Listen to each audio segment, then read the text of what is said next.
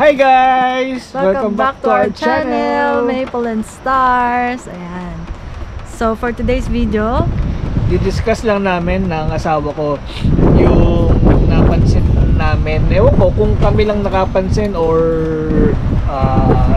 nafe-feel na rin to nung ibang followers or nung ibang Pilipino, ibang tao na dati interested na pumunta dun sa Canada.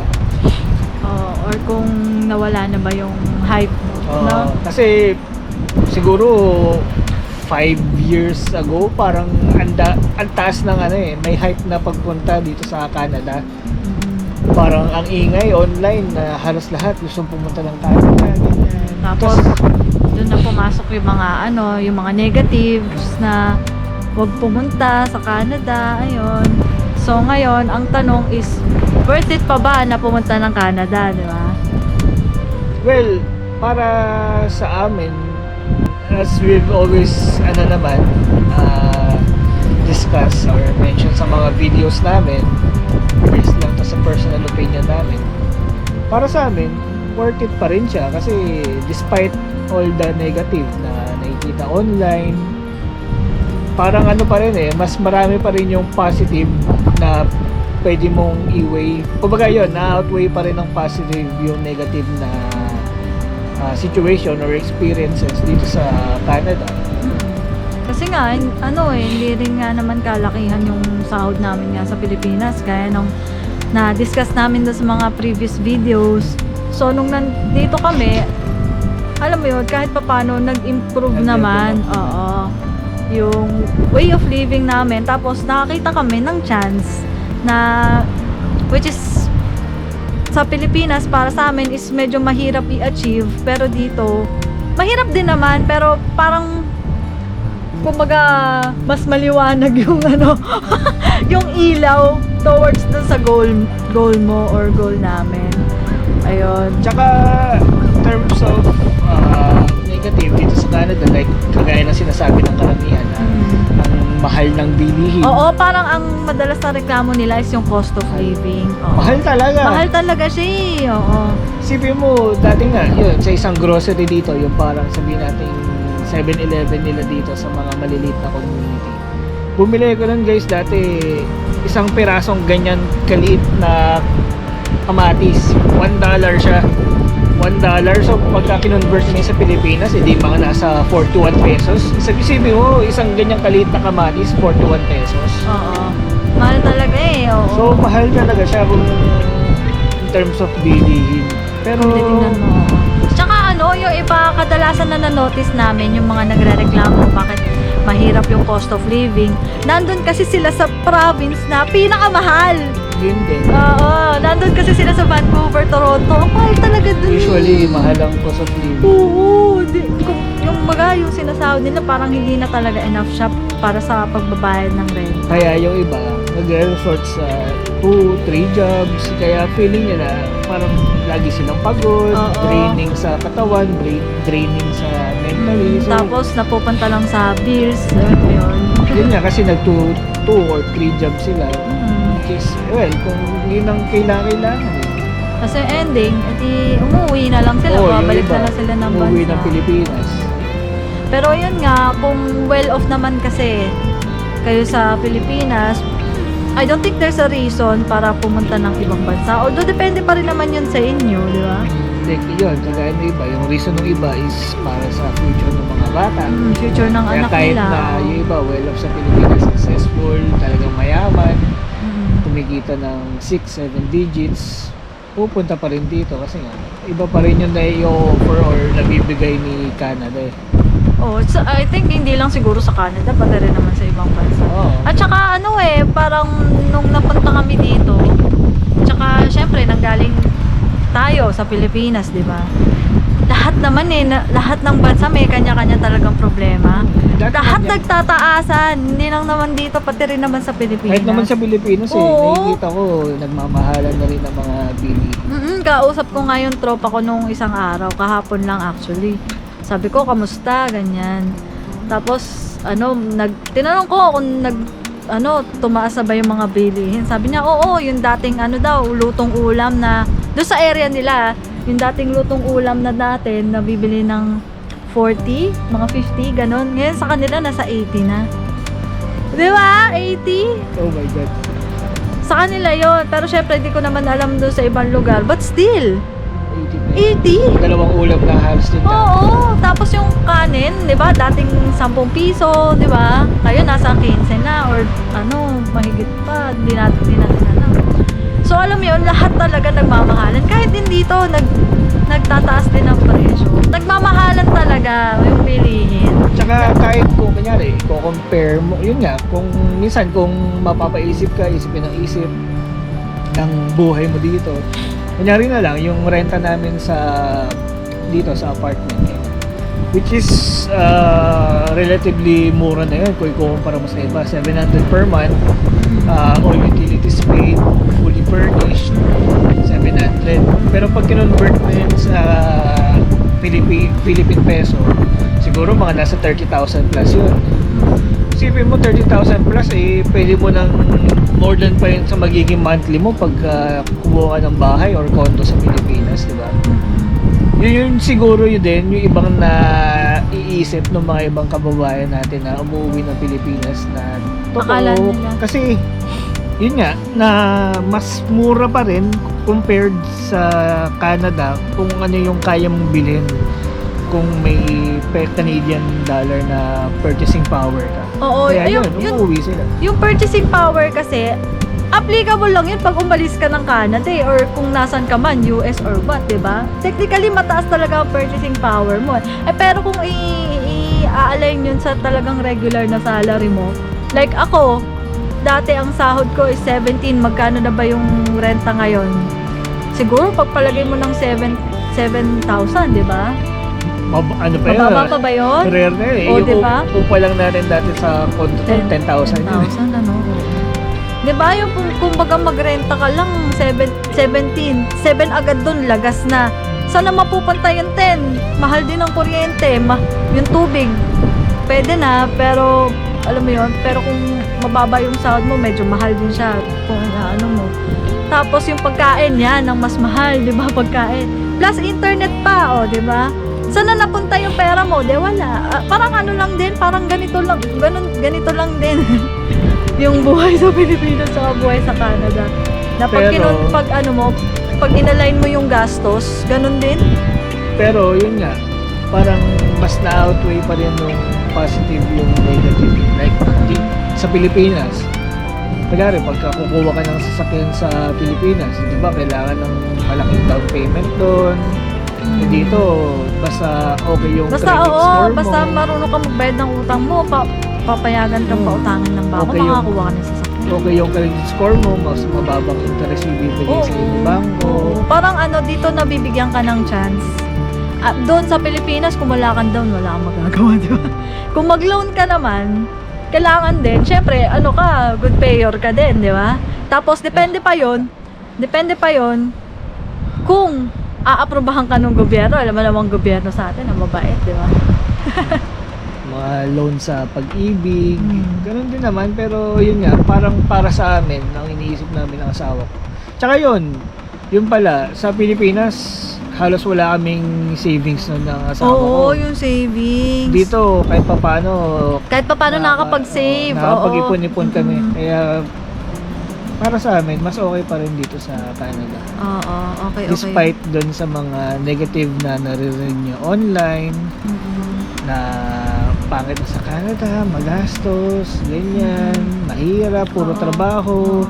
Tsaka yun sa Vancouver, yung parang puro mga drug addict, ganon. Parang hindi siya safe, ganyan. Ano ba kasi, ba't ba kasi sa Vancouver?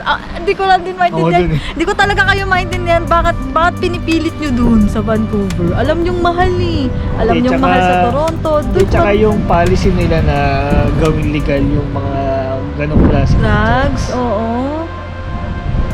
Wala, hindi ko lang din talaga maintindihan bakit pinagsisiksikan nila yung sarili nila. Ang laki-laki ng Canada, pwede silang pumunta ng ibang province na mas mababa ang tax, na siguro hindi naman din ganun kamahal ang bilihin or mura ang gas, di ba?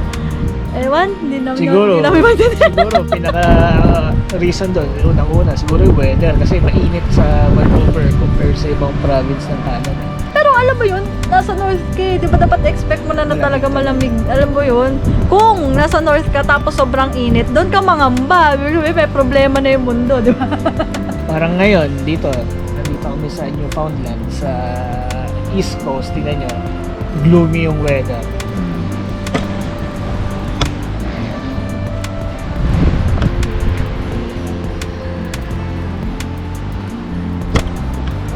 Yan siguro yung iniiwasan ng mga ibang kababayan natin na nasa Vancouver. Ayaw nila ng sobrang lamig.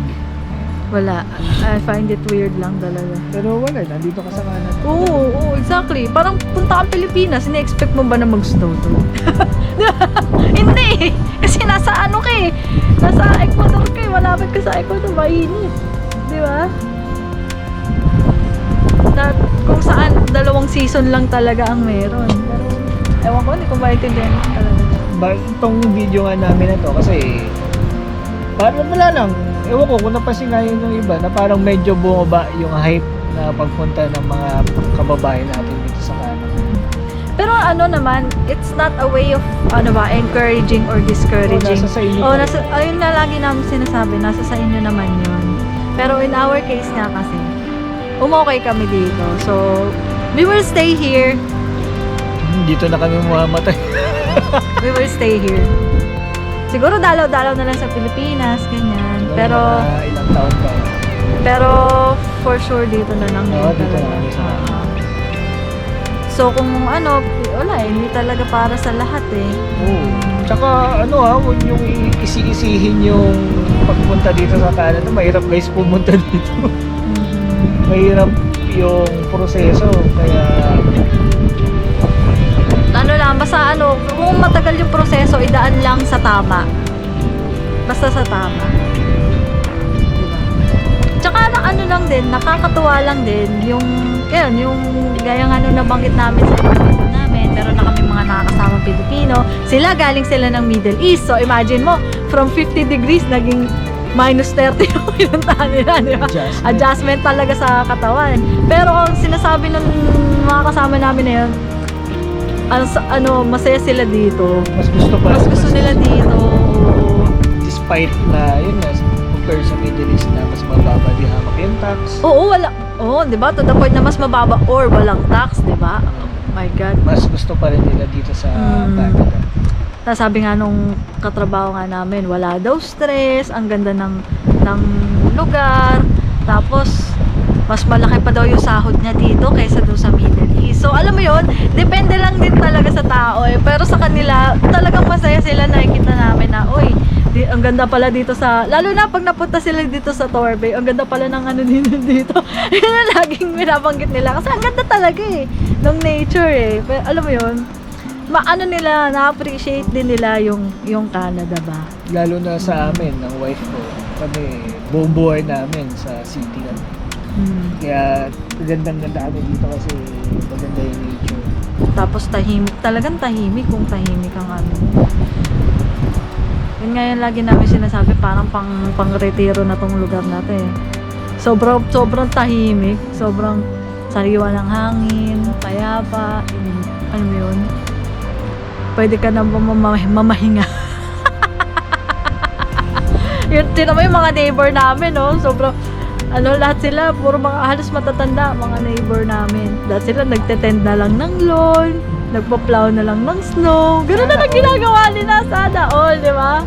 Tapos nasa labas, nakaupo, nakikinig ng music, sana all. Narating din tayo dyan. Yung mga ganong life, talagang pinili nila yung pamumuhay na ganon kaysa Simple sa city. lang. Oo, sobrang simple. Tapos yun nga, yung landlord din namin, yung kapatid niya nagtatanim ng ng mga gulay Tapos sila, nag-harvest lang sila ng carrot, ng turnip, ng squash. Ewan ko. Di pa naman kami, harvest muna. di pa naman kami ganun katanda ng asawa ko. Pero, ewan ko, yun naman yung life na gusto namin, tahimik lang simple. Tsaka yun, depende on how you appreciate it. Kasi how you see things eh. Oo. How you value kung ano yung meron ka. Tsaka- Basically. Oo, tsaka kung ano talaga yung pinanggalingan mo, talagang nakaka-affect siya. Ano yung pinanggalingan mo, kung nanggaling ka nga sa marangyang pamumuhay, pagpunta mo dito talagang back to zero ka. Yun nga yung lagi namin sinasabi. May hirapan ka, di ba? Tapos pipili mo na lang bumalik. Siguro kung tayo man din di ba? Kung mayaman kami sa Pilipinas or may kaya, tapos nag-back to zero kami dito, Mahirap mahirap. talaga. Uwi na lang din kami. Lalo, Hindi rin naman tsaka talaga. yun nga, lalo kung mag-isa sila pumunta dito sa Mag-isa, Canada. oo. Kasi ako, minsan, lalo nung bago-bago kami dito, naisip ko, mag-isa ako pumunta dito, baka nabaliw-baliw din ako. Buti na kasama ko yung sabay ko sa depende yan sa kada tao. Depende sa tao, no? Kung mag-isa sila, strong sila, parang si katrabaho namin, galing Oy, ng Middle East. Gio. All throughout her life, mag-isa lang siya. Pumunta siya dito, mag-isa pa rin siya. Punta sa Middle East, Mag-isa, oo. Dito, mag-isa. Pero yung yung pananaw niya sa buhay, sobrang positive. Sobrang positive talaga, guys. Kaya medyo sumaya din kami ng asawa ko kasi nung dumating yung mga bagong Pilipino kasi yun nga, kababayan, may naman sila kasama. Masaya kasi may mga iba na rin Pilipino. Tapos lalo na sila, positive sila. So Masaya positive sila sa- din yung yung kumbaga na-spread, hindi negative. Kumbaga chill lang tayo, chill lang. Ganun. Kahit bugbugan na sa trabaho, chill lang tayo, wala tayong magagawa, chill lang. Di ba? Wala, depende lang din, depende. Maraming factors ba? Pero para sa amin ng asawa ko, Worth it pa rin. very worth it pa rin na magpunta dito sa Canada. Based on our own experience, okay na okay kami dito. Mm. It's just that there are things pa rin na syempre, ini-aim namin na wala pa ngayon. Pero I'm pretty Darating sure din, darating din kami dyan. Na, I mean, kaya din naman namin siyang gawin sa Pilipinas, pero mas mataas yung chance na Mas makuha mapabilis. na, Mapabilis dito sa ba Canada. dito? Oo. Yung mga goal namin, mas Oo. mabilis, tingin namin mas Mas mabilis mabilis, namin siya oo. makuha. Kumbaga, kung gaano katagal sa Pilipinas, siguro mga 80%. Dito mga nasa 50, 40%. Ganon. Di ba? Oo. Ayun. But yun nga, lagi nga namin sinasabi, nasa sa inyo din yan. Tsaka, ito yun nga, sa mga nag-hesitate, nagda-doubt, pero leaning towards mas gusto pa rin talagang iniisip na mas gustong pumunta dito sa Canada. Medyo make up your mind kasi di natin alam yung ever-changing immigration policy ng mga bawat bansa.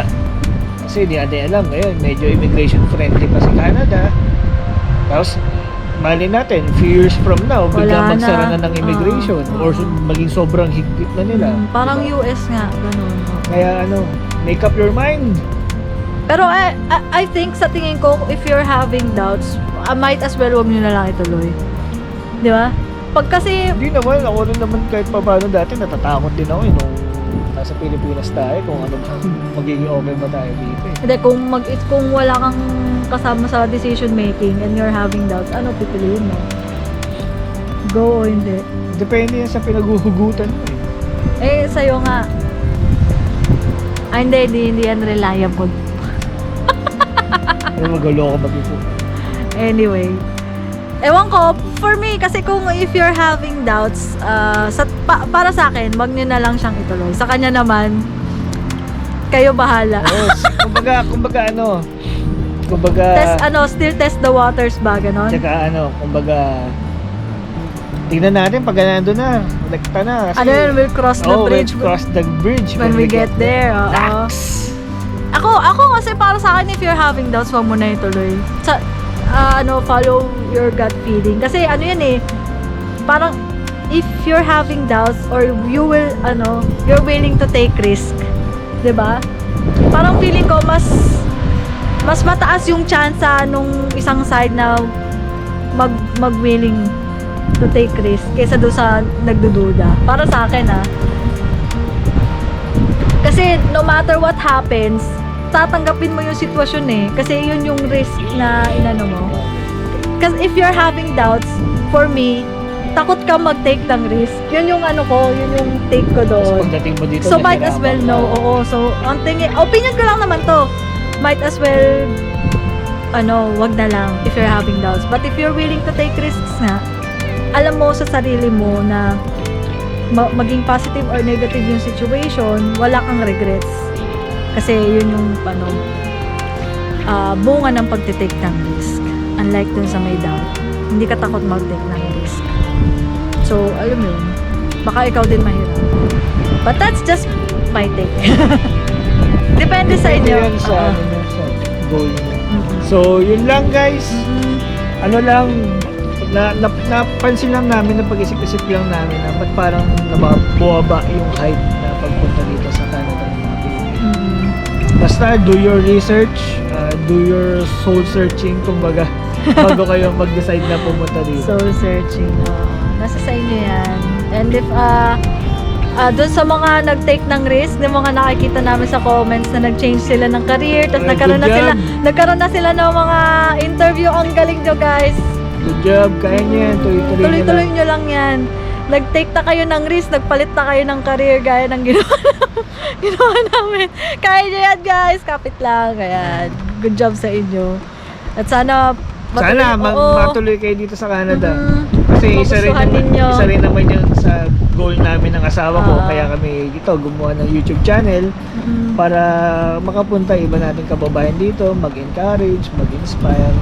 Mag-inspire, oo. See you guys on our next video. Yun lang naman. See you guys in our next video. Be sure to like and subscribe. Bye!